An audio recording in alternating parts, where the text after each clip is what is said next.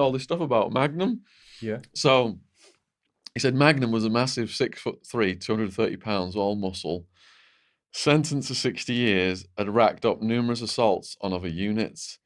He didn't have a TV or any appliances that could be confiscated, so he didn't have any reason to behave.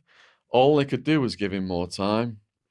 Such a fellow with nothing to lose is quite dangerous. My first encounter with him, this is my friend, was a cell full of crap I had to clean on my first day at the job. But I hadn't yet seen the guy. That happened a month later. We had been strictly warned not to approach holding cells when they were occupied. The guys in there were being punished. We weren't supposed to slip them cigarettes or anything. Sometimes they'd sling on us too. I only got hit once. On the night in question, I was mopping the long hallway that separated the cell blocks when I became gradually aware of someone singing in a broken, off-key tone. Sounds like something out of a horror film. Doesn't it? Yeah, it does. It didn't register much, as we heard all manner of ungodly screeches and yells all the time. As I got closer to the holding cells, the lyrics became distinct. Kill a cop, gonna kill me, a motherfucking cop. Well, that's imaginative, I thought, as I peeked around the corner to see who was gleefully chanting such violent wishes. Catch a glimpse, I did. Filling the little window was an enormous shape wielding some sort of homemade torch, actually melting the plexiglass. Somehow Magnum had rigged a cigarette lighter back when they sold them to us into a mini cutting torch and was happily singing away as he worked on melting the whole window out. Now, had he succeeded, there was no way to get through the window. I thought he was doing it just to be a pain in the arse and cause damage. I never found out his intention, as right then the guard on duty emerged from the office, saw the fireball, and yelped, "Oh shit, you better go back to your run, we've got a situation." I got the hell out. Later, I got brief as to what happened. The Armoured Strike Team, aka the A-Team, arrived and politely requested that he stop melting the window. He refused. They responded with a blast of pepper spray and opened the cell to do what they call a forced cell move. Basically, the 8 or 10 man crew just piles in and gets the guy on the ground and handcuffed, and a few extra kicks might get slipped in.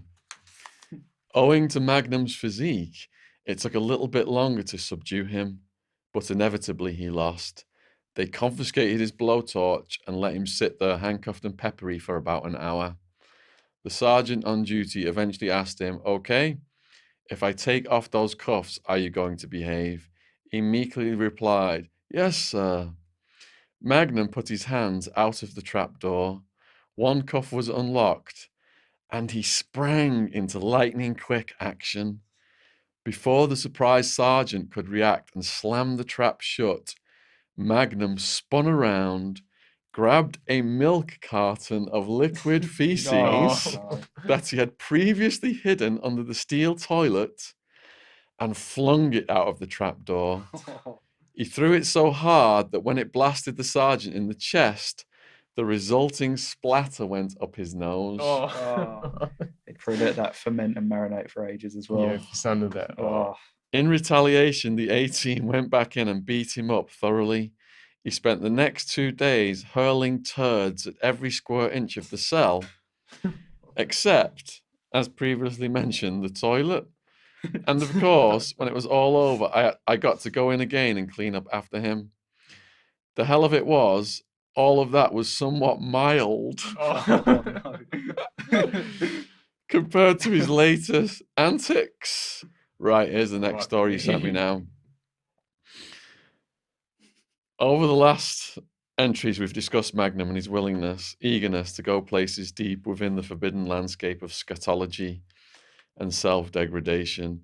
Yet even his fellow shit-slingers were taken aback and slightly nauseated by his next innovation.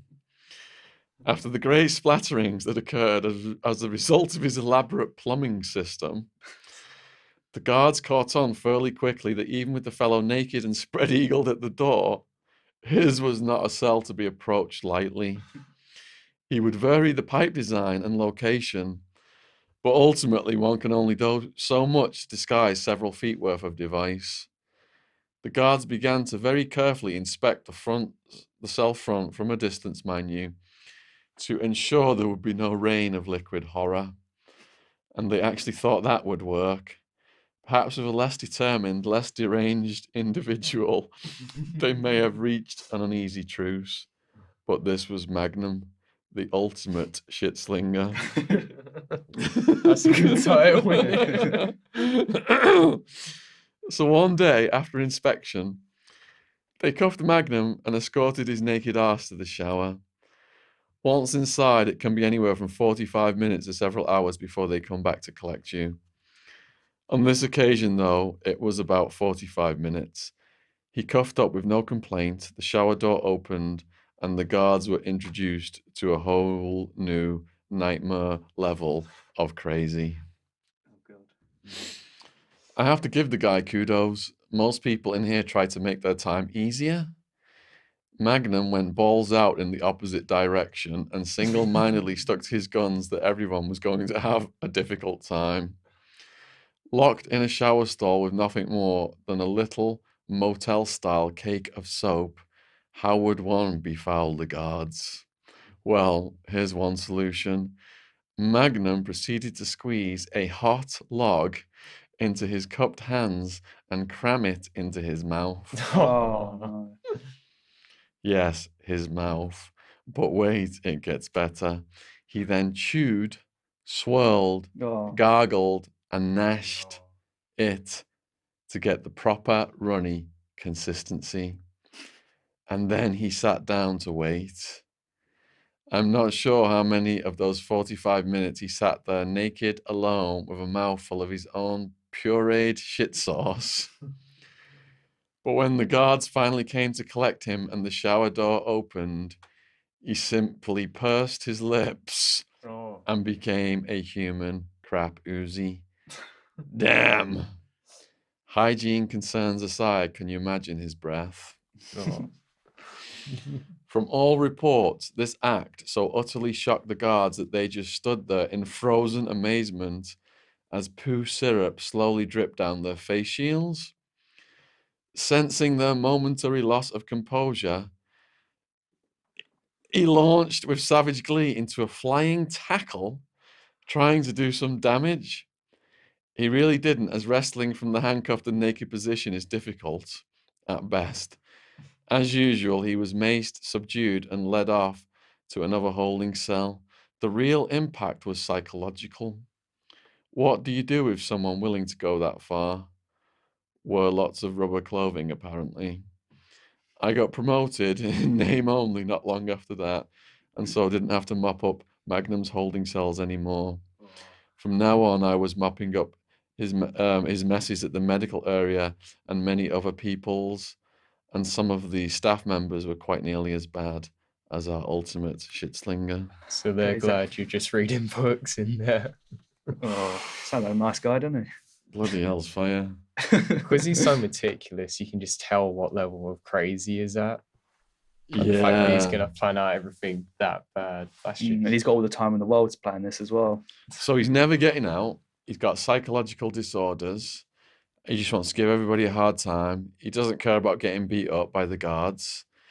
He's just got nothing to lose at Yeah, all. Yeah. Everything's Like you game, said, I guess. Yeah, it's from like that. you said, like he's one of the most dangerous people who's got nothing to lose. Yeah. Everything's been taken from him at this point. He just gets off on getting his shit on you. And he's going to figure out a way to do it, even when he's naked and handcuffed and everything else. Yeah. It's crazy, honestly. Yeah, I mean, the resolve. That's determination, isn't it?